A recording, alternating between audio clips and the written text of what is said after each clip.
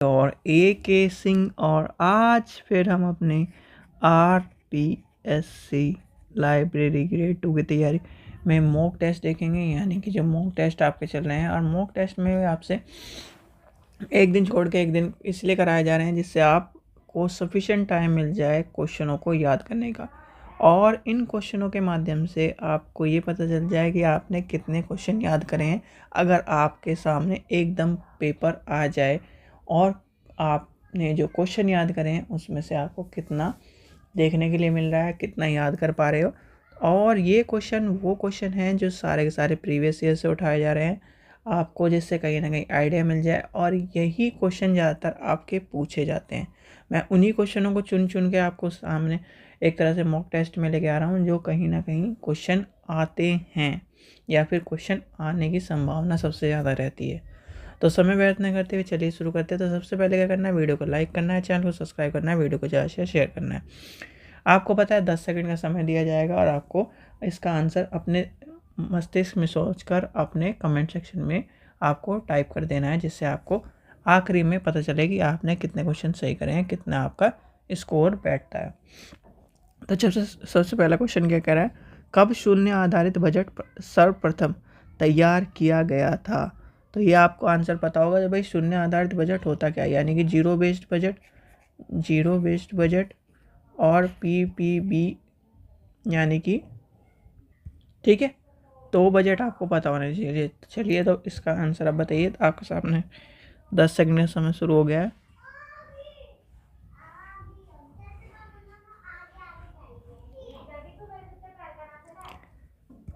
चलिए तो इसका आंसर क्या होगा, इसका आंसर होगा 100, यानी कि 1970। ठीक है, चलिए नेक्स्ट क्वेश्चन देखते हैं। किसके द्वारा योजना के 5 चरण तैयार किए थे। 5 चरण मैंने आपको पढ़ाए भी हैं, तो आपको पता होना चाहिए 5 चरण कौन कौन से हैं। तो आपका समय शुरू होता है अब। बताइए कौन से हैं। भाई कार्टर है, और कहीं ना कहीं मैंने आपको एक चीज़ बताई थी कि कार्टर, अगर कैटलॉग में आपका क्वेश्चन में कार्टर दिख जाए तो आपको आंसर उसी को चुनना है। तो इसका आंसर क्या हो जाएगा, H फ्यूल, हेनरी फ्यूल। ठीक है, तो ये होगा इसका आंसर। नेक्स्ट देखते हैं, नेक्स्ट क्या है क्वेश्चन है आपके सामने। क्वेश्चन नंबर नेक्स्ट देखते हैं, यूजीसी के शैक्षणिक पुस्तकालय के लिए प्राप्त अनुदान को क्या कहा जाता है। तो ये आपको पता होना चाहिए, और ये क्वेश्चन आपका आएगा क्योंकि आप किसके अंतर्गत आ रहे हो, एकेडमिक लाइब्रेरी के अंतर्गत। तो एकेडमिक लाइब्रेरी में यूजीसी है, तो आपको पता होना चाहिए। तो इसका आंसर क्या होगा आपको बताना है। आपका समय शुरू होता है अब। तो कहीं ना कहीं जब यूजीसी की बात आती है और एकेडमिक लाइब्रेरी की बात आती है, तो ये सब चीज़ें आपको पता होनी चाहिए, क्योंकि इनसे ही आपका क्वेश्चन बनते हैं। तो इसका आंसर क्या होगा, संदर्भ अनुवाद। ठीक है, चलिए नेक्स्ट क्वेश्चन देखते हैं। क्वेश्चन नंबर नेक्स्ट हम देखते हैं। चलिए नेक्स्ट क्वेश्चन देखते हैं आपके सामने। नेक्स्ट क्वेश्चन है, इंडियन नेशनल बिब्लियोग्राफी की आवृत्ति होती है। तो आपको पता होना चाहिए भाई, आपका जो एक तरह से जर्नल्स हैं वो सारे के सारे मासिक हो गए, त्रिमासिक हो गए, साप्ताहिक हो गए, वार्षिक हो गए। तो ये आपको पता होना चाहिए। और ज़्यादातर ILA पूछ रहा है, IBM यानी कि INB का, यानी कि INB का पूछ रहा है, इंटरनेशनल नेशनल बिब्लियोग्राफी आपसे। और जितने भी जर्नल्स हैं जो मैंने कराए हैं किस किस, यानी कि किस वीक में कराए जाते हैं, कितने वीक में आते हैं, यह सब चीज़ आपको बताई गई। तो ये आपको पता होना। तो चलिए इसका आंसर बताइए। तो इसका आंसर क्या होगा, वार्षिक होगा, साप्ताहिक होगा, मासिक होगा या त्रिमासिक होगा। ठीक है, तो इसका आंसर मैंने आपको पहले भी जब करवाए थे कहीं ना कहीं बिब्लियोग्राफी का, तो आपको बताया था इसका क्या आंसर होगा, ऑप्शन नंबर C मासिक होगा। ठीक है, तो ये आपको पता होना चाहिए, मासिक वाला। और आपसे एक पूछता हूँ, ILA का बुलेटिन का नाम, ILA के जर्नल का नाम क्या है, और दूसरा ये कितने वर्ष में, यानी कि कितने वर्ष में आता है या फिर महीने में आता है, ये आपको बताना है। ठीक है, चलिए क्वेश्चन नंबर नेक्स्ट आपका इम्पोर्टेंट है, ये कितनी भाषाओं में प्रकाशित होता है। ठीक है, यह आपको पता होना चाहिए। कहीं ना कहीं पुस्तकों की कहीं ना कहीं संख्या, यानी कि INB में शामिल भाषाओं, यानी जो भाषा हैं पुस्तकों की संख्या कितनी है। तो ये क्वेश्चन आपका इम्पोर्टेंट है, ये भी आपको पता। ठीक है, तो चलिए शुरू करते हैं इसका, यानी कि आपका पास समय शुरू होता है। देखो जब इसका आंसर की बात आए तो आपको मैं एक ट्रिक बता देता हूँ। जब आप कहीं ना कहीं, पहली बात तो इसमें सारे आंसर सेम से ही दिख रहे हैं, वैसे इसका आंसर है 14। 4 क्वेश्चनों का आंसर क्या नाम, यानी कि जो 4 क्वेश्चन, 4 से 5 क्वेश्चन जो मैंने जब करवाए थे उसमें मैंने बताया था उनका आंसर सेम है, यानी कि सेम क्या 14 ही आपको देखने के लिए मिलेगा। ठीक है। एक क्वेश्चन आपसे पूछा जाता ISBN के नंबर कितने हैं, ISSN के नंबर कितने हैं, ये भी आपको याद कर लेने हैं। 2007 वाली बात भी याद कर लेनी है। ठीक है, 13 और 7 वाली। चलिए नेक्स्ट चलते हैं।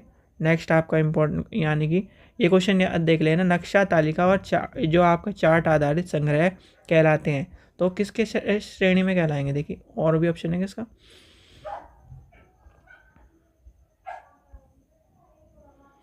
देखिए ये आपका एटलस की श्रेणी में कहलाएंगे।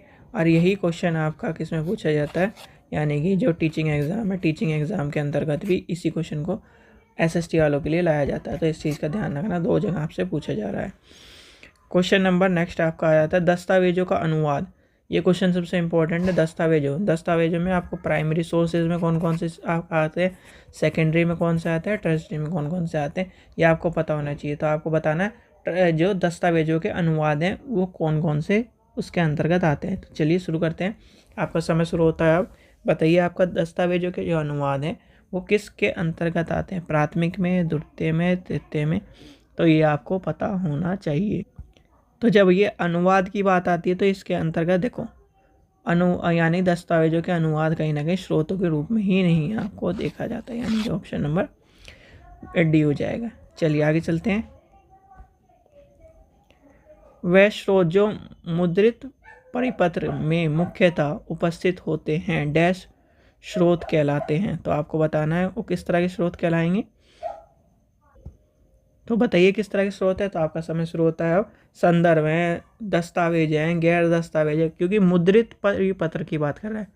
मुद्रित परिपत्र हो गया तो मुद्रित परिपत्र यानी प्रिंटेड के रूप में हो गया। तो प्रिंटेड के रूप में कहीं ना कहीं क्या होते हैं, दस्तावेज होते हैं। क्या होते हैं, दस्तावेज होते हैं। अब आपने सोचा हो यहाँ आंसर लगा होता यहीं पे होगा, नहीं ऐसा नहीं है। जब बुक बनाई थी तो वो ऊपर नीचे की वजह से हो चुका होगा, यानी कि ऊपर का सिलेक्ट किया था, दोनों सिलेक्ट करे होंगे तो तब इसकी वजह से हो चुका है। चलिए आगे चलते हैं, देखते हैं पुस्तकालय योजना की संख्या।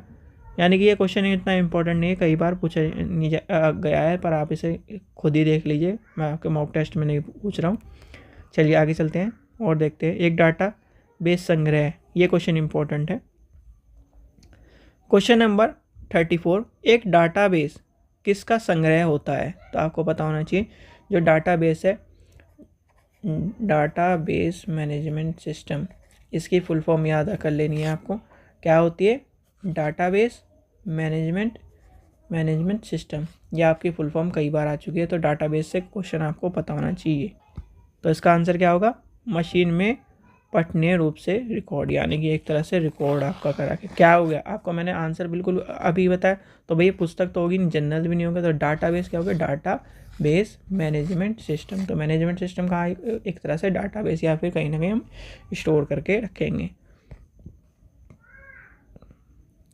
ई पुस्तकों के बारे में पूछा गया, तो ई पुस्तकों का आपको पता होना चाहिए। ई पुस्तक क्या होती है, ई पुस्तक आपका इलेक्ट्रॉनिक रूप होता है, तो आपको ये पता होना चाहिए इलेक्ट्रॉनिक रूप होता है। 36 क्वेश्चन देखिए, वर्गीकरण के की किस योजना में 999 संख्या प्री एक्ट्री यानी कि फ्री एक्स्ट्रा और ट्रायल विषय है। तो वह आपको बताना है भाई, DDC है, CC है या दोनों है। तो ये आपको ध्यान में रखते हुए ये क्वेश्चन आपको बताना है, क्योंकि इस तरह के क्वेश्चन आजकल ज़्यादातर पूछे जा रहे हैं। तो इसका आंसर क्या होगा, इसका आंसर हो जाएगा A and B दोनों हो जाएगा। ठीक है, चलिए आगे चलते हैं, आगे देखते हैं। एक शीर्षक को अंगीकृत रूप में, ये आपका, चलो ये क्वेश्चन इंपॉर्टेंट नहीं है, वो इधर देखते हैं। जो इंपॉर्टेंट होगा वो मैं आपको बता दूँ। ये आपका ध्यान रखना, ये वाला क्वेश्चन इंपॉर्टेंट तो कई बार आ चुका है, स्थानों के संबंध में पुस्तकालय का कैटलॉग का। ठीक है, तो ये आपको देख लो, इसका आंसर क्या है, व्यापार कैटलॉग। चलो आगे चलते हैं, नेक्स्ट क्वेश्चन देखते हैं। एक डाटाबेस में सूचना का भंडारण और रूपण प्रसंगन करने का प्रक्रिया। ये आपका क्वेश्चन आपका पूछा गया है, तो आपको पता होना चाहिए इस चीज़। चलो लेके चलते हैं। तो ये कई बार पूछा जाता है। मैंने कहा डाटाबेस के ऊपर 2 से 3 क्वेश्चन आते ही आते हैं, तो इस चीज़ का ध्यान रखना। तो आपको पता होना चाहिए डाटाबेस भाई जब संग्रह की बात आती है, सूचना भंडारण की बात आती है, शिक्षण करने की बात आती है, तो कहीं ना कहीं आपको पता होना चाहिए। तो उसका क्या होता है, मैनेजमेंट की बात आती है। तो इसमें क्या होगा, चयन तो करेंगे नहीं भाई, चयन यानी कि हम क्या करते हैं, चूज़ तो कर नहीं रहे, तो उसमें क्या है, भंडारण करना है। तो इसकी होगी ऑप्शन नंबर बी। ठीक है, चलिए आगे चलते हैं। नेक्स्ट क्वेश्चन आपका क्रियाओं का अनुकरण जिससे परिमाणित अपेक्षा, ये आपका इम्पोर्टेंट नहीं है। CDS IAS के ऊपर आपका क्वेश्चन इंपॉर्टेंट है, ये कहीं ना कहीं कई बार पूछा गया है। CDS IAS आपको पता होना चाहिए क्या है, लाइब्रेरी का सॉफ्टवेयर है। और आप को कुछ ही टाइम में, यानी कि अभी मेरे भी एग्ज़ाम चल रहे हैं, तो इस तरह से एग्ज़ाम के बाद मैं आपको कहीं ना कहीं लाइब्रेरी के सॉफ्टवेयर में किस तरह से एंट्री होती है, या फिर सिंपल वे जो एक्सेल वाला उसमें कैसे एंट्री होती है, कैसे हम किताब ढूंढते, वो सारी चीज़ें आपके लिए कहीं ना कहीं मैं करवा दूँगा। तो CDS IAS जो लाइब्रेरी पैकेज है वो माइक्रो संग्रहण लिखा है। तो किसने लिखा है, तो आपको पता होना चाहिए ये आपका जो सॉफ्टवेयर है किसने लिखा। और इसमें भी पता है क्या पूछ रहा है आपसे, भाषा पूछ रहा है, तो आपको पता होना चाहिए फोर्ट्रन में है, सी में है, कोबोल में है, पास्कल में। तो आपको पता होना चाहिए, ये क्वेश्चन कई बार पूछा गया है। और एक तरह से ये भी, इसमें 3 चीज़ पूछी जाती है। देखो, CDS IAS बनाने वाला कौन है, कब आया, और कौन सी भाषा यूज़ होती है